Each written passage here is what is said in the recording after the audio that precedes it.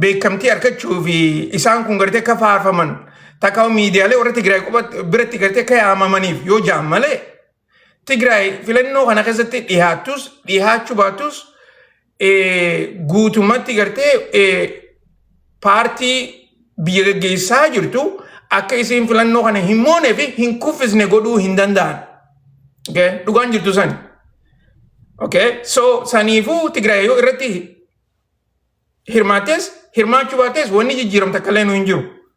Garuu immoo ilmaan Tigraay mootummaa keessa ni jiranii? Ni jiran.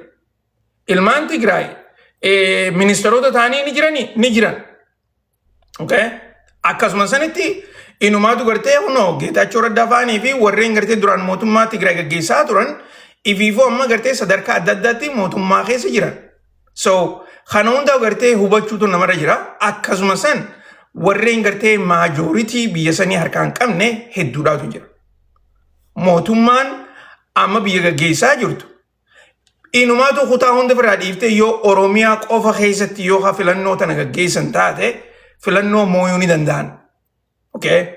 Tana gartee akkasitti hubadha. Warreen gartee yaada tokko gama duubaatiin natti argitaniin harkaniin dubbisaasi ammoo Itoophiyaa jechuun Tigraay qofaa miti.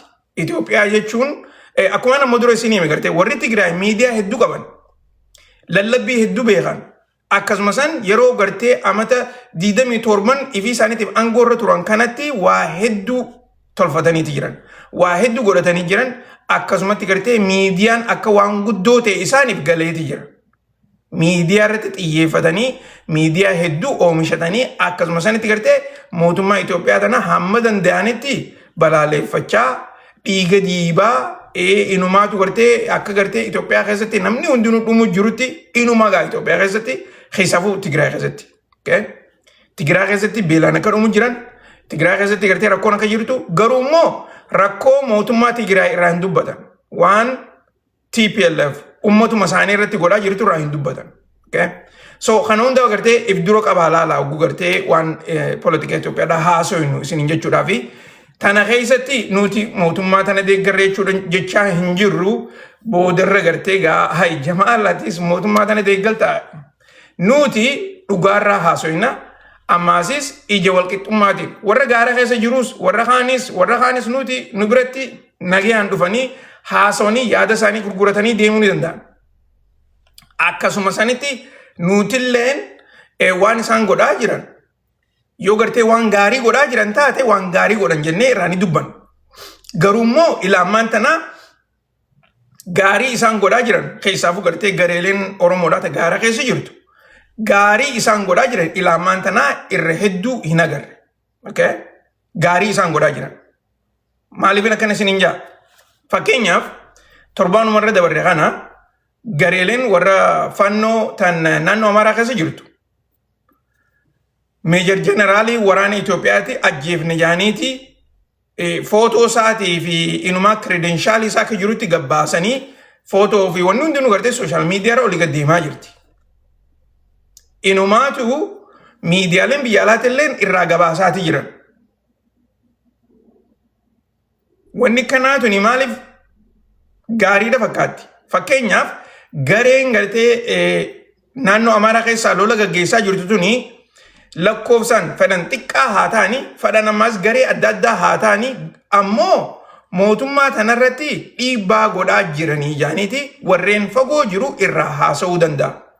Isaan kanaaf kabareejii takkaa gartee miidiyaa irratti irraa haasa'uu ni danda'an. Kuni waanuma jiru. Gara kaaniin ammoo warra gartee Oromoodhaa kan gaara keessa jiru yoo ilaaltan ilaamaan tanaa wanni isaan gartee ejjennoo jabduun takka gartee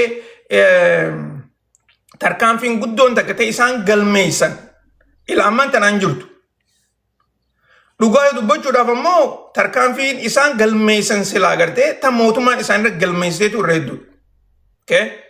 Mootummaan isaan kana adda hiikuudhaaf tattaafatee inumaatu gareelee gartee murna waraana gaggeessitu hunda jalaa baafteeti jirti.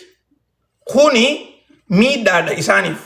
Akkasuma sanitti gara gartee shawaa keessattis akkas gootee jirti gara gartee kibbaa keessattis akkas gootee jirti kun hundinuu gartee akkuma gaa yeroo hunda irra deddeebi'ee isinii himu lola kana injifachuudhaaf hulaa afuriitu jira takkaa gartee qabxii afur okay qabxiin afur wal cinaa deemuu qabdi akkuma gartee amma dura irraa haasoo nuti okay boodarrattiin isinii dhufa ammaas gartee tan wara lola Iraanii fi Ameerikaa jidduu tanarratti jechuudha okay so kana hunda gartee if dura gartee ilaala wanni takka immoo taniin bira hin dabarre ta biyya teenya keessaa okay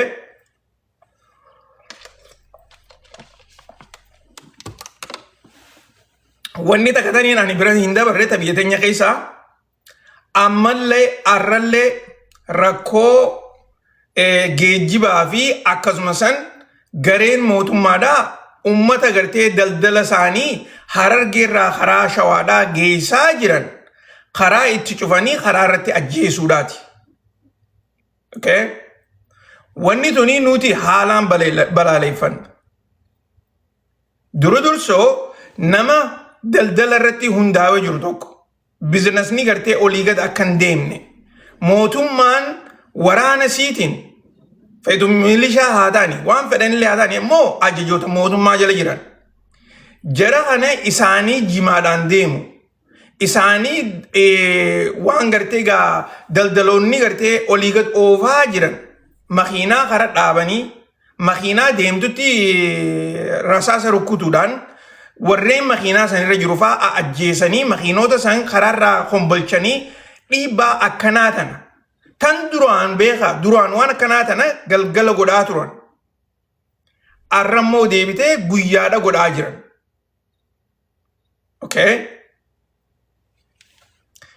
cinaan keessan gartee waan isin ammaan tana haasawaa jiru kana yoo gartee ifallee isin hin taane taate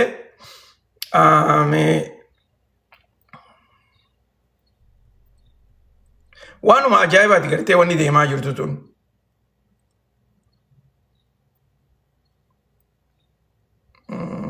isaan ka'ee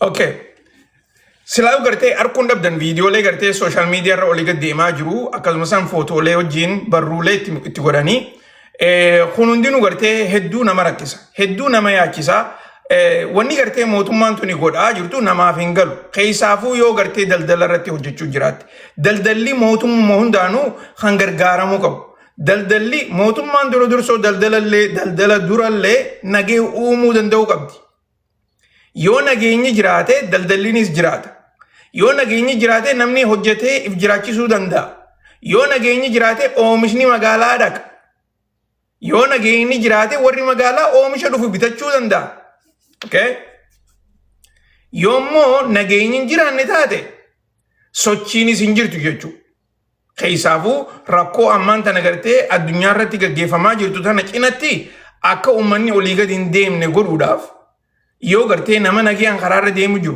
nama heeraan deemu jiru nama gartee hayyama mootummaadhaa fudhatee dalagachuu jiru rasaasatti dhooytee karaarratti ajjeesuun hedduu rakkisaadha beekaa wanniin gartee amma durallee isin jechaa jiru mootummaan tun filannoo itti aantu kana silaa'unni mootii ni beeyna amanni shanan isaan kun bulchuudhaaf ta'an amatuma shanan akka dabree kana tahamoo amata shanan kanarraa wayya tahaa jaanii as bahanii ummatatti ibsuu qabaniin isiniin jee amma dura okay yoo gartee kana mootummaan as baatee nuti nageerratti hojjenna xiyyeeffannaan keenya guddaan nagee jaanii gartee dubbatanii hojii irra kan hin oolchine taate namni biraa akkamitti hojjechuu danda'a namni biraa akkamitti oomisha isaa magaalaa geeffachuu danda'a namni biraa akkamitti hawaasa isaa nyaachisuu danda'a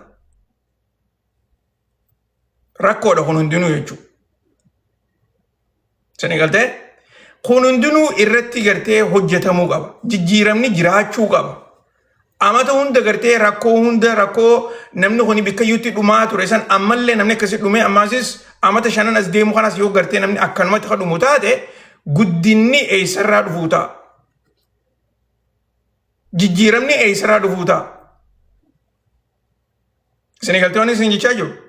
Kuni sirraa'uu qaba. Wanni nuti jennuuf taana jechuudha. Irra deddeebinee wanni nuti haasofnuuf sirraa'uu qaba. Biyya teenya akkanatti laallee bira dabruu hin dandeenyu. Okay?